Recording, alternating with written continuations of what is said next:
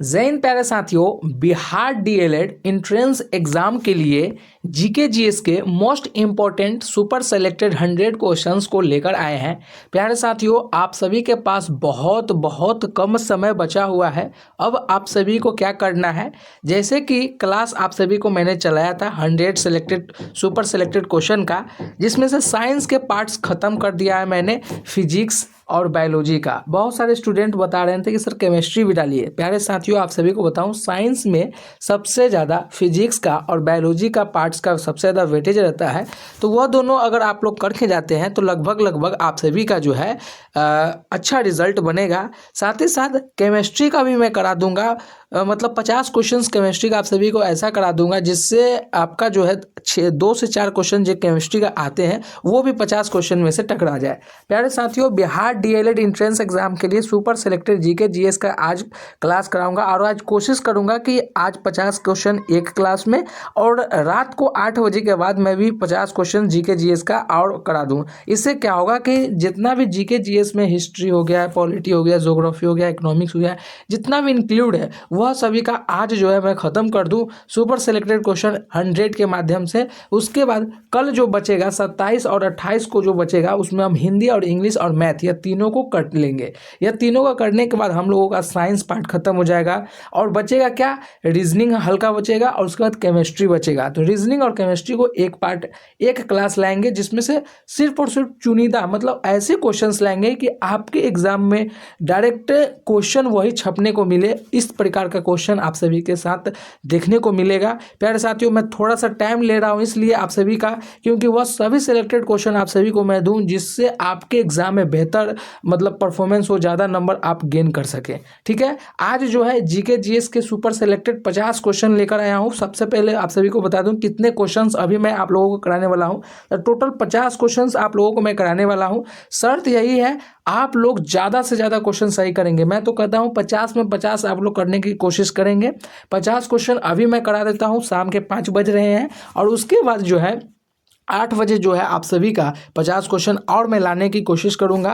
100 question अगर GK GS का आज कंप्लीट हो जाता है तो आप सभी का 28 तारीख तक जो है ना, 28 तारीख तक मैं पूरा आपका सिलेबस, जैसे साइंस का पूरा पार्ट खत्म हो गया, आज जीके का पूरा पार्ट खत्म हो जाएगा, तो कल जो है, कल और परसों मिलाकर जो है हिंदी और इंग्लिश का पार्ट पूरा खत्म हो जाएगा और मैथ और रीजनिंग का जो है 28 को हम लोग खत्म कर लेंगे। यह सभी 100 क्वेश्चन सुपर सेलेक्टेड वाला, जैसे कि मैंने हमेशा के लिए प्रोमिस किया था, उसी प्रकार से है। प्यारे साथियों, एक चीज़ और बता दूं, बहुत ही निकट आप सभी का एग्जाम डेट आ गया है और आप सभी का जो एग्जाम एडमिट कार्ड जो है वो डाउनलोड नहीं हो रहा है। तो आप लोगों को घबराना नहीं है, आप लोगों को अपने पढ़ाई पे फोकस करना है। जैसे कि मैंने ईमेल कर दिया है बीएसईबी को ईमेल कर दिया है अच्छे से, है ना, उनको बता दिया है कि ये प्रॉब्लम हो रही है। इनवैलिड लिखा कर आ रहा है, सही से डेट ऑफ बर्थ भी डाला जा रहा है, आईडी भी डाला जा रहा है, फिर भी जो है ना इनवैलिड लिखा जा रहा है। तो आप इसका सोल्यूशन बताएं या कोई सॉफ्टवेयर इशू है तो उसको ठीक करें जल्द से जल्द, क्योंकि 28 तारीख क्लोजिंग डेट है।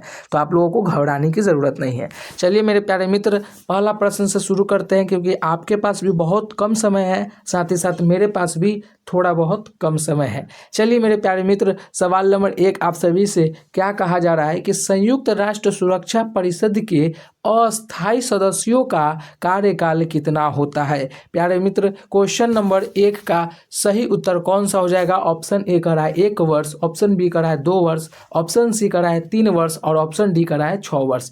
सवाल नंबर 1, संयुक्त राष्ट्र सुरक्षा परिषद के अस्थायी सदस्यों का कार्यकाल कितना होता है, तो वो होता है कितना, वो होता है 2 साल का। प्यारे मित्र, सवाल नंबर 1 का जो राइट ऑप्शन हो जाएगा वो ऑप्शन आपका बी हो जाएगा।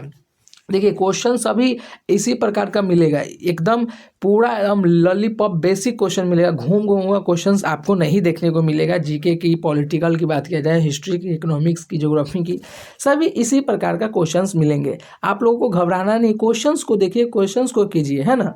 अगला क्वेश्चन सवाल नंबर 2 मेरे प्यारे मित्र क्या कह रहा है कि लोकतंत्र जनता का, जनता द्वारा जनता के लिए शासन है, यह घोषणा किसके द्वारा की गई थी। ऑप्शन ए कहा जा रहा है कि अब्राहम लिंकन के द्वारा, ऑप्शन बी कहा जाए जॉर्ज वाशिंगटन के द्वारा, ऑप्शन सी कह रहा है थियोडोर रूज़वेल्ट के द्वारा, ऑप्शन डी कह रहा है विंस्टन चर्चिल के द्वारा।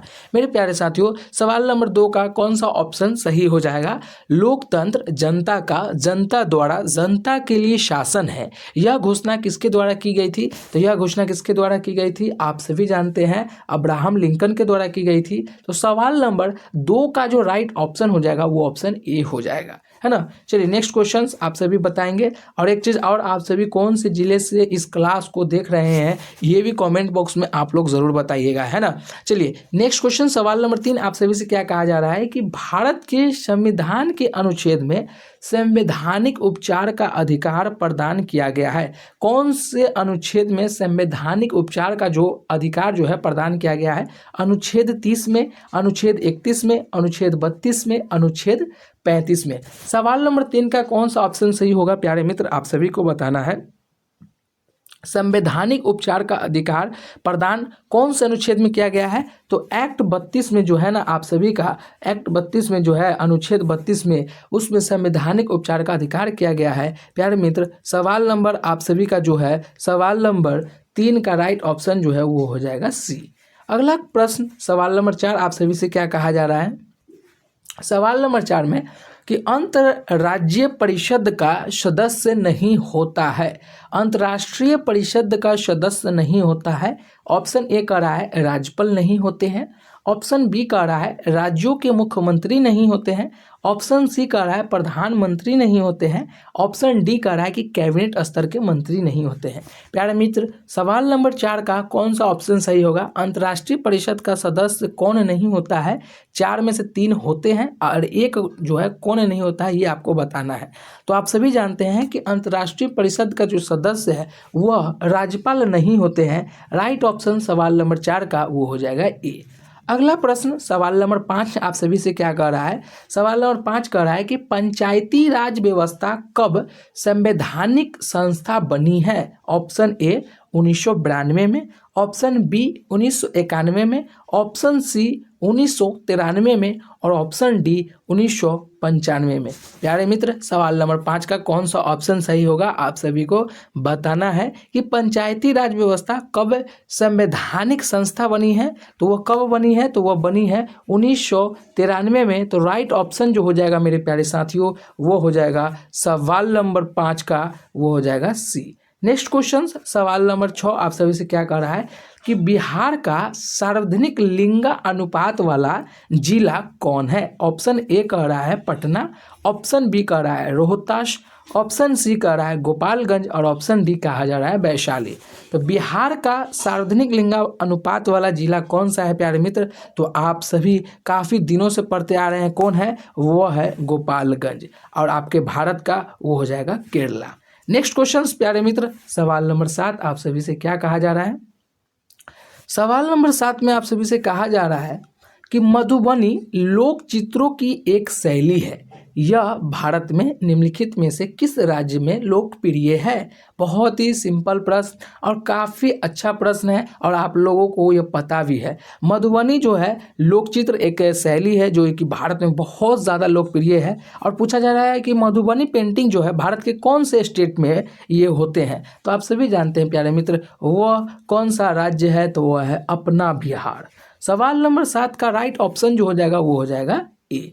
अगला प्रश्न, सवाल नंबर 8 क्या कर रहा है कि निम्नलिखित में से कौन कायांतरिक चट्टानों का एक उदाहरण जो है नहीं है? फिर से पढ़ेंगे, कायांतरिक चट्टानों का एक उदाहरण पूछा जाता है तो सिलेक्ट हो जाता है ना, लेकिन फिर भी आपसे कहा जा रहा है कि कायांतरिक चट्टानों का एक उदाहरण नहीं है। ऑप्शन ए कह रहा है पट्टितामस्मी, option B slate, option C syenite, option D halite. प्यारे साथियों, सवाल नंबर 8 का कौन सा ऑप्शन सही होगा? कायांतरिक चट्टानों का एक उदाहरण नहीं है तो वो कौन सा होगा? पट्टितास्मीय। राइट ऑप्शन सवाल नंबर 8 का वो हो जाएगा आपका ए। नेक्स्ट क्वेश्चंस की ओर चलते हैं प्यारे साथियों, आप सभी से क्या कहा जा रहा है? सवाल नंबर 9 में आप सभी से क्या कहा जा रहा है? किस देश की सबसे लंबी तट रेखा है? ऑप्शन ए कह रहा है अमेरिका की, ऑप्शन बी कह रहा है ऑस्ट्रेलिया की, ऑप्शन सी कहा जा रहा है कनाडा की और ऑप्शन डी कहा जा रहा है भारत का। आप सभी को बताना है कि कौन से देश की सबसे लंबी तट रेखा है। तो सबसे लंबी तट रेखा आप सभी जानते हैं किनका है, तो वो है कनाडा कंट्री का। राइट ऑप्शन मेरे साथियों सवाल नंबर 9 का जो हो जाएगा ऑप्शन वो हो जाएगा सी। नेक्स्ट क्वेश्चन सवाल नंबर 10 आप सभी से क्या कहा जा रहा है। सवाल नंबर 10 में आप सभी से कहा जा रहा है कि वेस्ट इंडीज की राजधानी कौन सी है। Option A Havana, option B Kingston, option C Port of Prince, option D उपयुक्त में से कोई नहीं। मेरे प्यारे साथियों सवाल नंबर 10 का कौन सा ऑप्शन सही होगा। वेस्ट इंडीज की राजधानी कौन सी है, तो वेस्ट इंडीज की राजधानी नहीं हवाना है, न किंगस्टन है, न पोर्ट ऑफ प्रिंस है।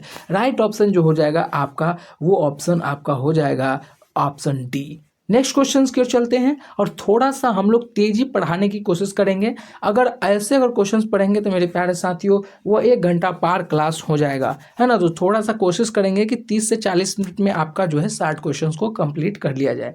थोड़ा सा तेजी करेंगे, है ना। सवाल नंबर 11 आप सभी से क्या कर रहा है कि सुंदरी वृक्ष कहाँ पाए जाते हैं। ऑप्शन ए कह रहा है पर्वतीय वन में, ऑप्शन बी मैंग्रोव वन में, ऑप्शन सी कह रहा है उष्णकटिबंधीय सदाबहार वन में, ऑप्शन डी कह रहा है उष्णकटिबंधीय पर्णपाती वन में। मेरे प्यारे साथियों सवाल नंबर 11 का कौन सा ऑप्शन सही होगा। सुंदरी वृक्ष पाए जाते हैं सुंदर वन में, वो ऑप्शन हो जाएगा मैंग्रोव वन। राइट ऑप्शन सवाल नंबर 11 का वो हो जाएगा बी। अगला क्वेश्चन सवाल नंबर 12 आप सभी से क्या कहा जा रहा है कि मयूरभंज खनिज क्षेत्र कहाँ स्थित है। ऑप्शन ए कह रहा है कर्नाटक में स्थित है, ऑप्शन बी कह रहा है छत्तीसगढ़ में स्थित है, ऑप्शन सी कह रहा है ओडिशा में और ऑप्शन डी कह रहा है झारखंड में।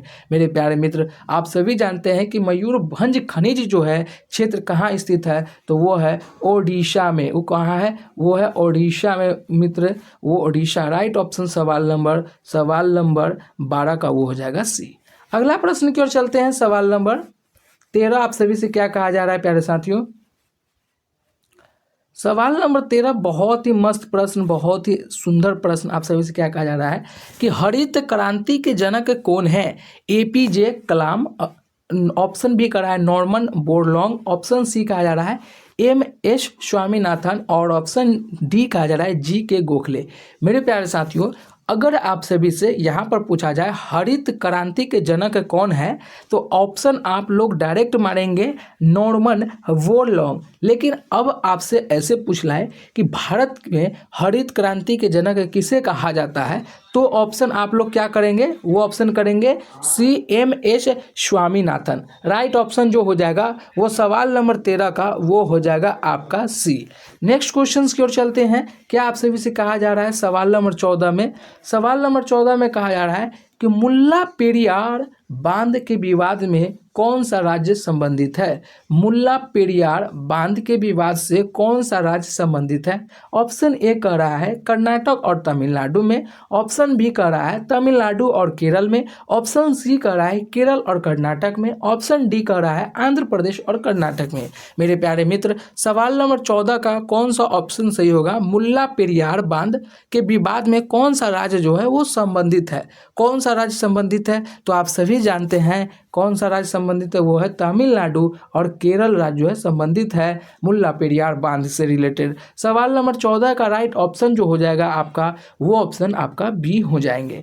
अगला क्वेश्चन सवाल नंबर 15 आप सभी से क्या कहा जा रहा है।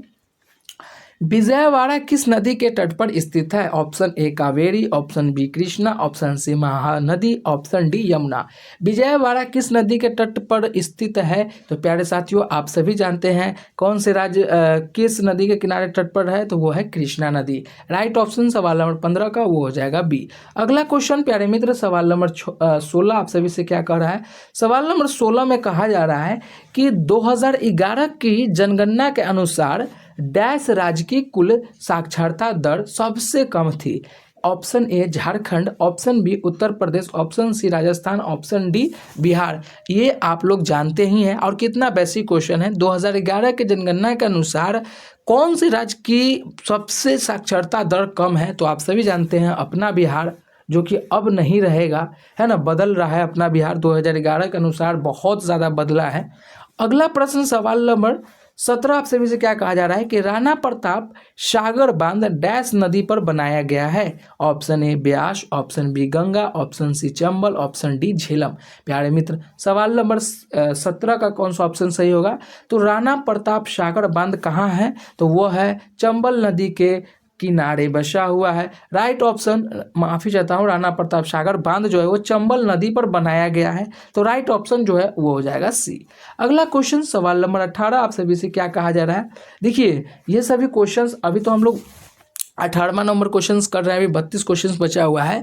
यही क्वेश्चंस में से लगभग क्वेश्चन 1 2 क्वेश्चन 3 क्वेश्चन 4 क्वेश्चन सट जाएगा आपके एग्जाम में, बिल्कुल कर रहा हूँ, एकदम सट जाएगा। ये सभी एग्जाम ओरिएंटेड क्वेश्चंस हैं, एकदम बेसिक क्वेश्चंस है। अगर यह सभी क्वेश्चंस आपके एग्जाम में अगर क्वेश्चंस नहीं बन रहे हैं तो यकीन मानिए आपको बेसिक मतलब सिलेबस पता ही नहीं है, मतलब आपने कुछ पढ़ा ही नहीं है अगर ये सभी क्वेश्चंस अगर आपसे नहीं बन रहे हैं तो। ऑप्शंस 18 क्या कहा जा रहा है? सवाल नंबर 18 क्या कहा जा रहा है कि किस वर्ष गोवा पर पुर्तगालियों ने कब्जा कर लिया था? ऑप्शन ए कहा जा रहा है 1515 में, ऑप्शन बी कह रहा है 1516 में, ऑप्शन सी कह रहा है 1510 में और ऑप्शन डी कह रहा है 1512 में।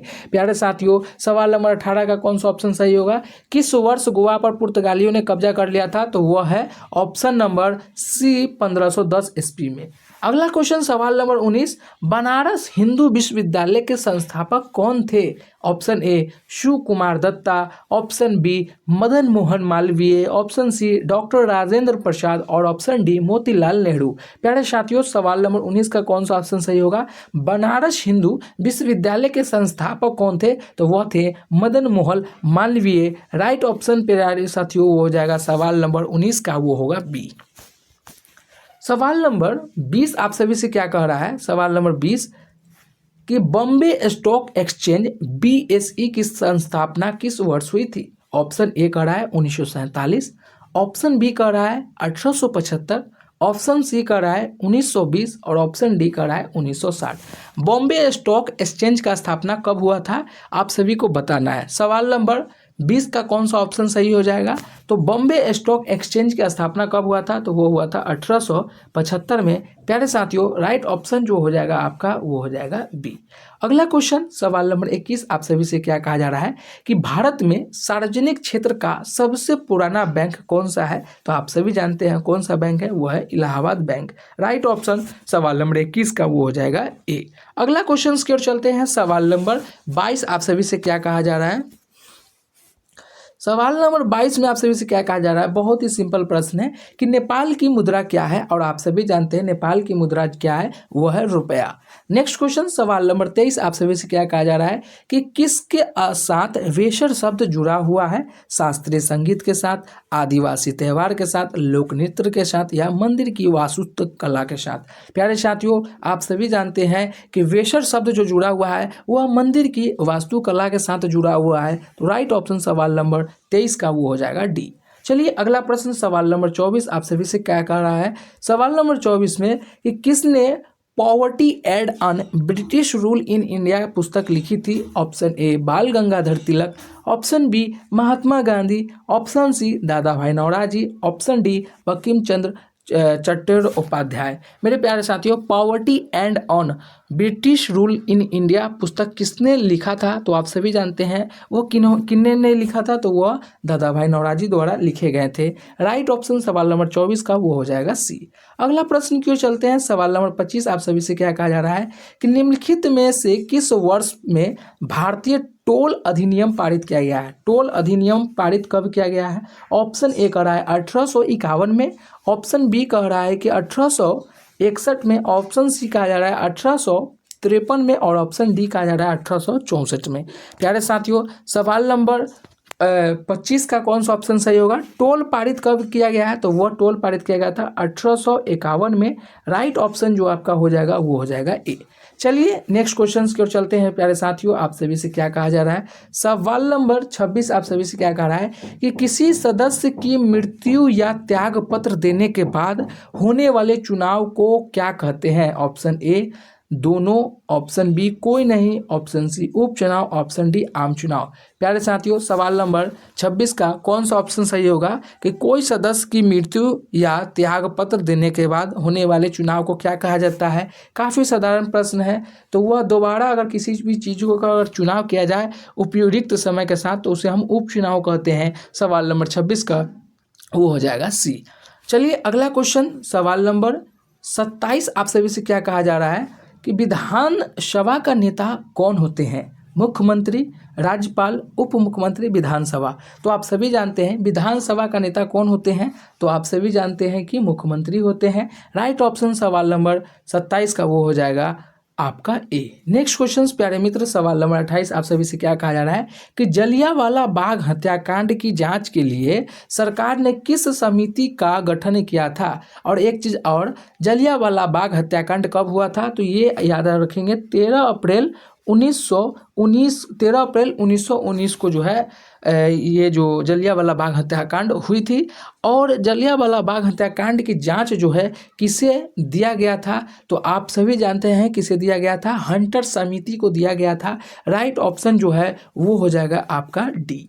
चलिए नेक्स्ट क्वेश्चन की ओर चलते हैं। सवाल नंबर 29 आप सभी से क्या कहा जा रहा है कि कौन जनसंख्या वृद्धि का घटक नहीं है, प्रवास, जन्म दर, मृत्यु दर या लिंगानुपात। तो जनसंख्या वृद्धि का घटक में प्रवास, जन्म दर, मृत्यु दर ये सभी हैं, लेकिन लिंगानुपात नहीं है। राइट ऑप्शन जो हो जाएगा आपका सवाल नंबर 29 का वो हो जाएगा बी। मेरे प्यारे मित्र, सवाल नंबर 30 क्वेश्चंस पे हम लोग पहुंच गए हैं।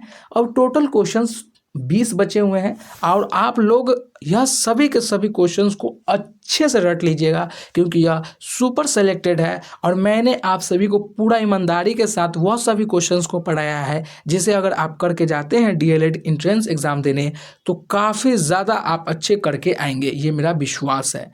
मेरे प्यारे साथियों, सवाल नंबर 30 आप सभी से क्या कह रहा है, भूमिगत जल का कितना प्रतिशत भाग कृषि के लिए इस्तेमाल होता है। Option A 92%, option B 85%, option C 82% और ऑप्शन डी कह रहा है 72%। मेरे प्यारे साथियों, भूमिगत जल का कितना प्रतिशत भाग कृषि के लिए इस्तेमाल होता है, तो आप सभी जानते हैं 92% भाग जो है भूमिगत जल का परसेंट जो है कृषि में उपयोग किए जाते हैं। राइट ऑप्शन सवाल नंबर 30 का वो हो जाएगा ए।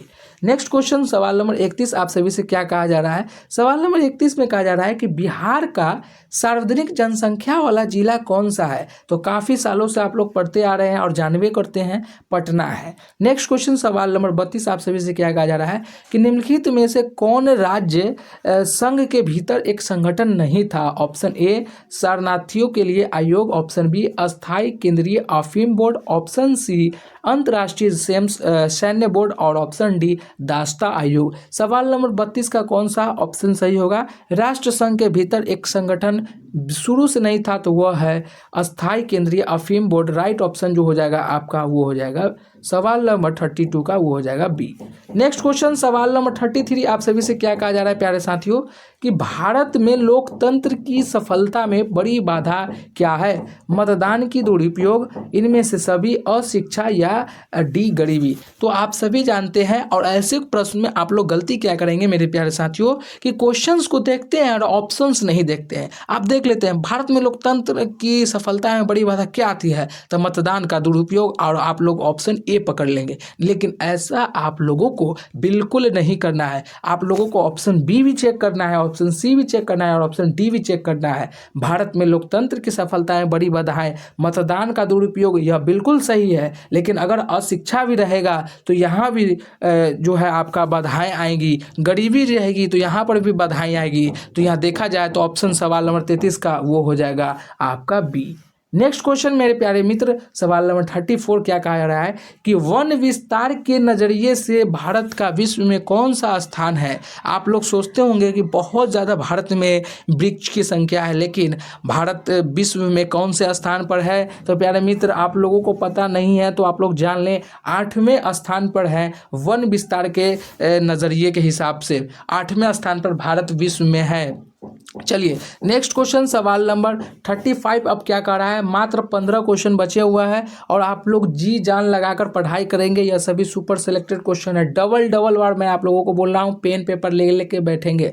तालाब पालन प्रणाली के लिए चुनी गई सामान्य मछलियों कौन सी हैं? मुलेट, वेटका और प्ले स्पॉट, सार्डिन और मकरल्स, केटलास, रोहू, मैरिगल्स, कॉमन कापस और ग्रास कापस, और ऑप्शन डी शार्क और किरण। मेरे प्यारे मित्र, आप सभी जानते हैं कि सब मछली को जो है तालाब में पाला नहीं जा सकता है।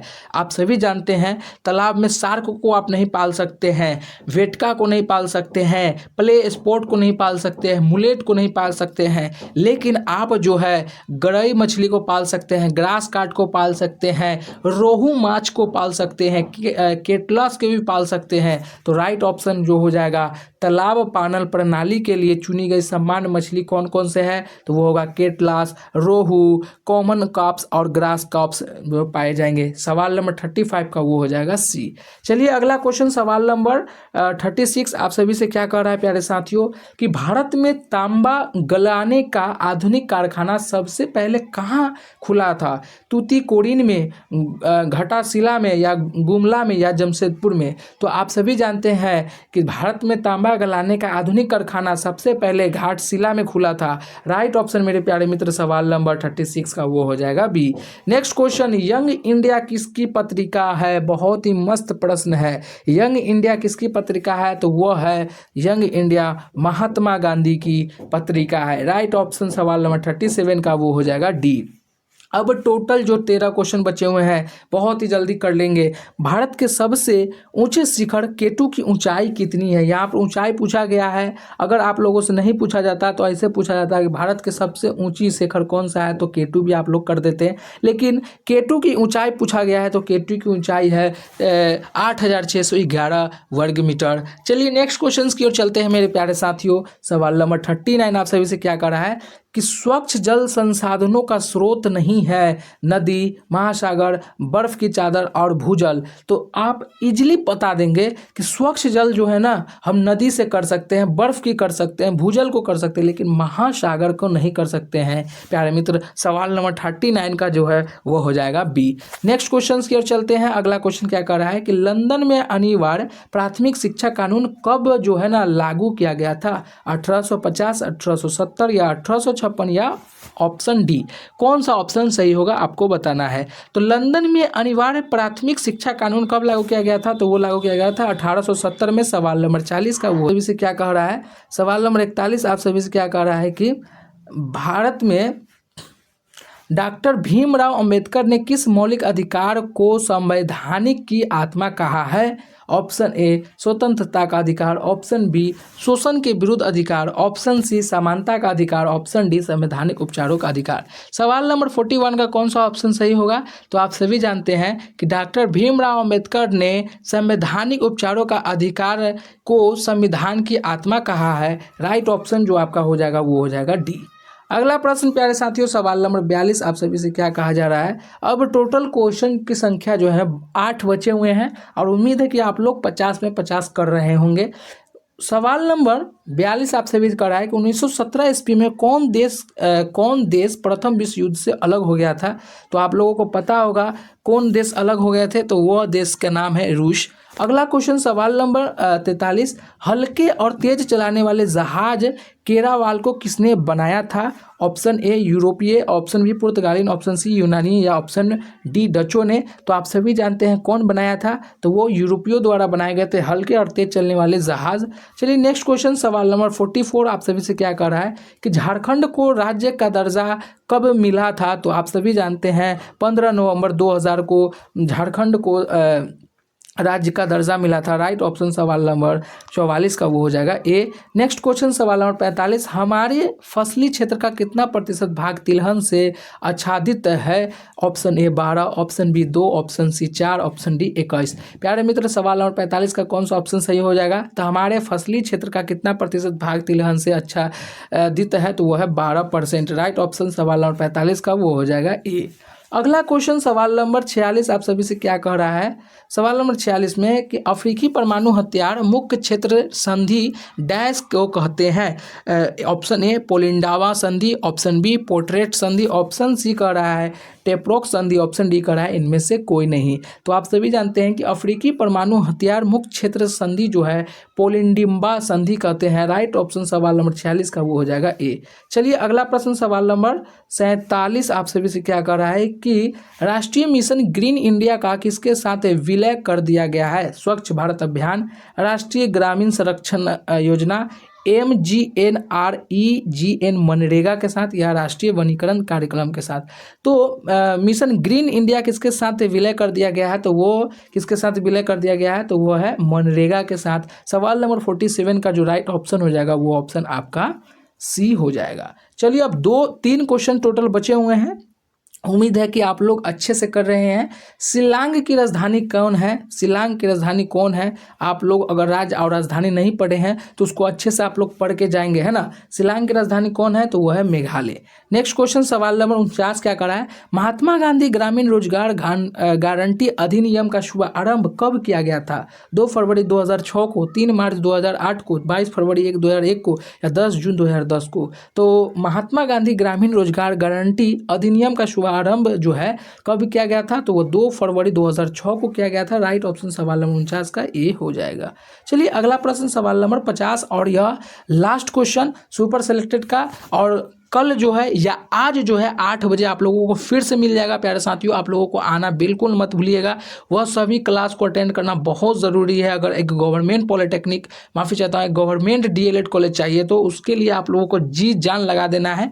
8 बजे लेकर आ रहा हूँ फिर 50 क्वेश्चन, जो कि 30 से 40 मिनट में आप लोगों को मैं करा दूंगा, है ना। चलिए नेक्स्ट क्वेश्चन, भारत में डैश को आमतौर पर ज्वारीय वन के रूप में जाना जाता है।